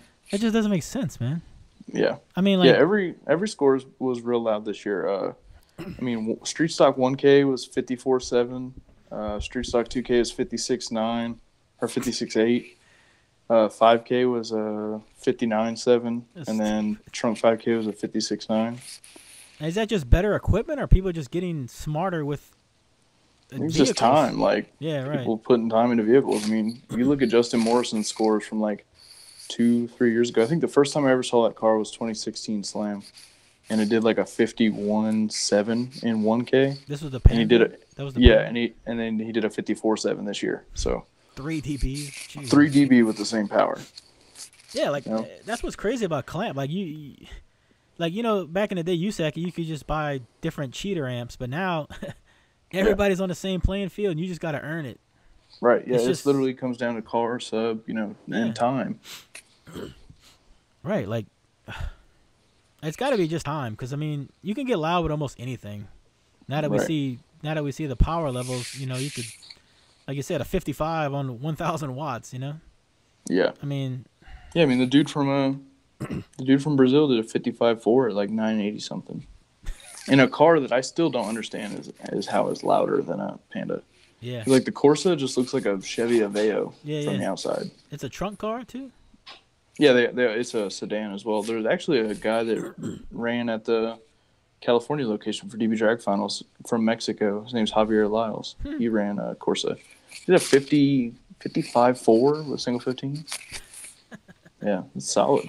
That's stupid. It won't be long before you start seeing those too. Yeah, yeah. Like that's what it is too. Like people, like I think was Terry the first one you seen with the EF or no? For trunk, I believe so. I know Jeffrey Fernandez ran one in No Wall when Terry still had a CRX, but I don't even think there was a trunk class prior to. Like, I think the reason Terry got a trunk is because there was a trunk class, but I could be wrong. Oh, Terry Brock's just joined. See, that's what always gets I don't me. even know. I know NSPL was the first organization to have like a trunk class. Yeah. I don't know what trunks would have ran in DB Drag before, like street, maybe. I don't know. I think they used to have I know Ronald Bush from Ohio back in the day used to run an Accord, like the same year Accord, like 88 to 91. But I don't know. I think it was just street. You just had to run street and get annihilated by CRXs and shit. Yeah. People got tired of that, man. But now it looks like the EF sedan might be able to, I don't know about on low power, but maybe. Yeah, I think you can definitely fit more power in a EF sedan than you can fit in a CRX. But is it more efficient than a CRX or? No. No. Okay. Mm-mm. Fucking No. CRX, bro. We're never gonna get rid of them. No, because I mean, You see less and less of them though. Really, honestly. CRXs. Yeah. I mean, Yeah. they used to I just think people are dominate just USAC starting to branch forever. out, like Right. taking the risk and trying other cars. Well, I know S10 ran them out of USAC power classes. What did? S10, Oh, you're right. Yeah. On the higher ones, huh? all of them. Oh, really? Chaz Chalil ran loud and clear out of 0 to 6, and then ran a table in every other, power class. Yeah. And then watt for watt. like Steve Mead, like the one from Texas, like didn't he have a real loud S10 too? Stop Yep. saying the real Steve Mead because he's not. He's the louder Steve Me. Oh, Terry Brock says sedans are more efficient. Ooh. I think so. I mean, I've seen clamp numbers, and it seems like the sedan is more efficient. I don't know. You can definitely fit. I mean, you definitely. No, I fit a mean bigger- watt for watt. Yeah, like 1,000 watts. What's louder? CRX? No, but I'm saying like I Yeah, think more you cone could, area. But now this is something to take into consideration too. You're allowed to like have no interior in the trunk, in street trunk. Right. And you're allowed to have like exposed deadener in the trunk and everything. That's true. Now I never like my Civic, my black one and the blue one I got already deadened because I bought it off another competitor. I just like as soon as I got it, I started deadening it and stuff. I never tried like with the interior with all the carpet, so I don't know what gains it actually had, but I would imagine there's a reason everybody just deadens them to hell out the gate. Yeah. You're late, Terry. You're late. Licking my chops. You're late. We're about to wrap this up. Yeah. You guys should have Terry on one weekend. Yeah. I wonder Or if one we week. could. I wonder if He said we he could told me have at one. Ruckus. He told me at Ruckus he wants to be on here one time. Oh, Yeah, Terry, would you come on and behave? Let the smoke out. Eat crow.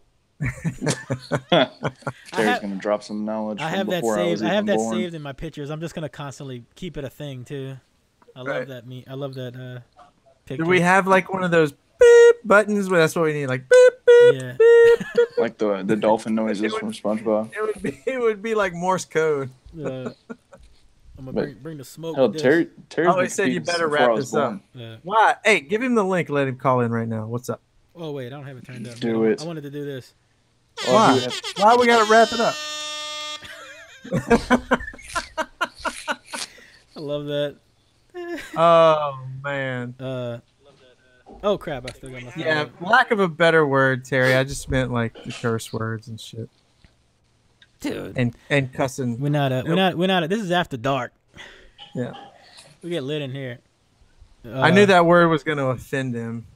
No, I didn't mean it that way, Terry. We from the South. You gotta excuse Fade. He's been in the South his whole life. His stuff's Dude, wearing half off of on my him. life was on the East Coast. You'd think I'd be a bleeding heart liberal. Is that what you tell all your Confederate flag wearing guys? Friends? The South will rise. Yes. Oh, Bunch of hicks down here. I seen a Ford Ranger at Walmart the other day with that painted on the side. Like I don't want to get into it, but like I tell people, like it doesn't mean you're racist, but when I see that on your truck, I honestly think you're racist. I'm just saying. Yeah, there's something to that. It's just, Yeah. I mean, in my head, I don't know if it's true or not, but if I see you have a Confederate flag like stamped across your back, it's just like an assumption. Like I link the two. I mean, you don't have to get into it. I'm just saying. That's what I think. We're about to. This thing's about to go off the rails right now, and you guys are the ones that are sober. So I'm just saying. We're gonna wrap this up before. What is this? I had it written down right here. I had Euro versus USA written down, Mm-hmm. and then I had what do you think? What do you think is one? Because like we didn't even get into that, but like you know a lot of shit. Like you just you. I don't know anything. You just know, like, anytime I ask you something, you're like, oh, yeah, well, this is... Blah, blah, blah, blah, blah, blah. You don't know that? You made me feel like an asshole. Yeah, but, like Faze's ankle and shit. I was mind-blowing. Yeah, bro, kill yourself. And what do you think is one thing people get wrong in SPL? Like, just, like, it's, you know what I mean? Just the one basic thing. If somebody was starting out with SPL, what do you think they get wrong constantly, and you always see it? Efficiency, without a doubt. Power's so easily accessible nowadays. Like you guys were touching on this. I don't remember who you guys had on at the time. Or it might have been just one of the episodes where it was just you two. You were talking about how, back in the day, like XS D3100 was like the absolute best battery money could buy. And, amps were 2 and 3Ks and stuff.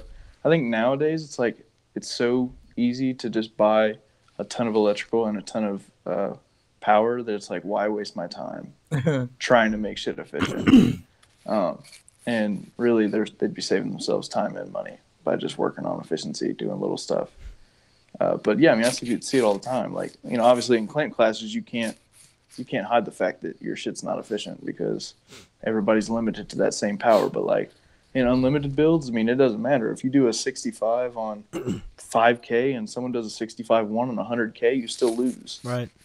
Obviously, on the side, aside from the competition, I definitely think the 5K 65 build is a lot more impressive, but it doesn't matter. Right. Alan brought up a good point. Yeah, that was funny. He said, just tune it high. Like, I think everybody thinks that's all you have to do. Oh, my God. It's the key. Like, people just think, like, 60 hertz, obviously an SPL box. Right. And you could be competing in something that absolutely hates 60 hertz. Right. Right.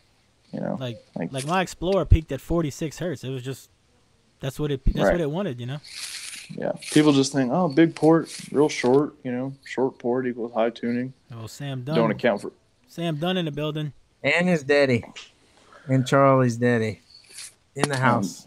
Now it's a party. Now Sam actually bought these shoes that I'm wearing right now. Sam said, "Stop it! Get out of here!" Birkenstock sandals. Sam said, "Burt gang." I thought you were a Croc guy. I thought you were a Croc dip. I got my Crocs. Oh God, where are my Crocs? Oh my God! Bro, what is wrong with this boy? Oh, I know where they're at. Just take the phone. Just take the phone into the closet. Let's see the collection of Crocs. Bro. Yes, pick it up. No, let's go see. Doing that. No, we're not doing that. I wouldn't want you in my closet. The amount would shock people. Just say that. But no, Crocs are life. I wear them to work pretty much every day. I have literally never Me and put Mike Crocs. Jenkins. Mike Jenkins. I don't know if you guys know who Mike Jenkins is, but me and Mike Jenkins are like the guy who never smiles. He doesn't smile either. Yeah, no. Mike and Derek share the quality of never showing a smile. Yo, the next Sundown audio unofficial video needs to be a stare off. between Derek and Michael. It would just have to be live because you can't record that. That's what I'm saying. Like you would run out of memory. No, okay. I wanted to talk about this because I know, Taylor, you have an interesting story about the first time you ever talked to Derek. The first time I ever talked to Derek was at a show way before I started working at Sundown. I think it was at the South of the Border show when he did a 71.5 in Super Street 3-4. And it was right after the controversy of the Europeans saying that he had too many people holding the door or whatever. So they made a live video like showing that it was only 4 people holding the doors. And I like congratulated him on his score, and he just stared at me until I felt like the stupidest human being on earth. And I just nodded and walked off. And I told him about it the other day, and he's like, "Nah, that never happened." I'm like, "No." I don't think he realizes that stare is like he thinks goes right through you. Like, no, yeah, it's like he wants to fight you. I'm telling you. He doesn't get it. He's like just looking at you like you're about to respond. He's like paying attention to you, whatever. But it looks like a stare. Like, what now? Like, you know, he's like, what? What? When Dad and I went up there to buy equipment for the Justy, we went out to lunch, and I said when we got back, I was like, dude, he hates us. He doesn't even know us, but he hates us. Like, he didn't crack a smile. He said like 4 words the whole lunch. I was like, yeah, he hates us. There's no doubt in my mind. But everybody, like nearly everybody that has any story like that with Derek, it's usually about, you know, his resting bitch face. Yeah, it's a pretty solid resting bitch face. And then Mike just looks like, you know, you don't want any trouble with Mike whatsoever. Yeah. Before we get out of here, dude, is it as fun working at Sundown as we all think it would be? It's pretty fun. Yeah. Is it awesome? I mean, obviously, like, not every second of every day is, you know, glorious. Blasphemy. But no, it's fun. I enjoy the people I work with, and I enjoy what I do. And, you know, like, people think that we make it look like fun only on video for, like, views and stuff. No, that shit is just everyday life. Like the video where we put the sundown baskets on the 4-wheeler. I didn't watch that, but it looks did a burnout. Ridiculous. Yeah, like I screen recorded a video of someone doing it on Instagram with like 12-spoke baskets, and you know we all know 12-spoke baskets like broke instantly. I sent it to Derek, and of course he read it and didn't respond. But then I asked him about it at work, and I was like, "We should do this." So he had the 2 hydro dip baskets, and we're like, "Yeah, let's do it." We went through like.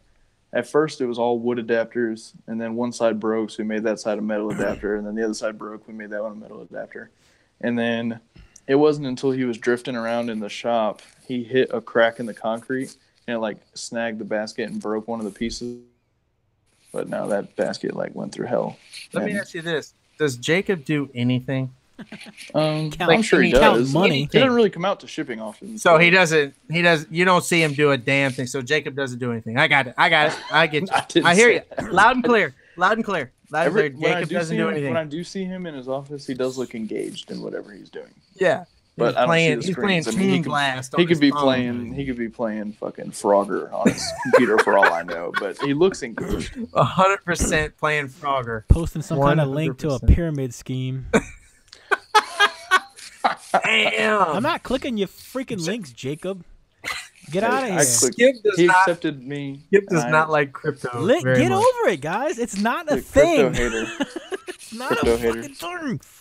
Oh my god. Oh, I'm gonna kill somebody. I can't wait till all y'all go broke and then I just doesn't believe in crypto and doesn't believe in Illuminati. You want us all to go broke? Thanks. You can't fan a number on a screen. Get out of here. I mean, that's just what like paper money is. Yeah. Oh. Yeah, but I could hold it. I can't hold a fucking Bitcoin. Yeah, you can. Nope. You can. You cannot. Give me a Bitcoin. Somebody give me one. In your brain. Yeah, exactly. On a screen. Cryptocurrency. All right. Let's get out of here, Charlie. Yeah.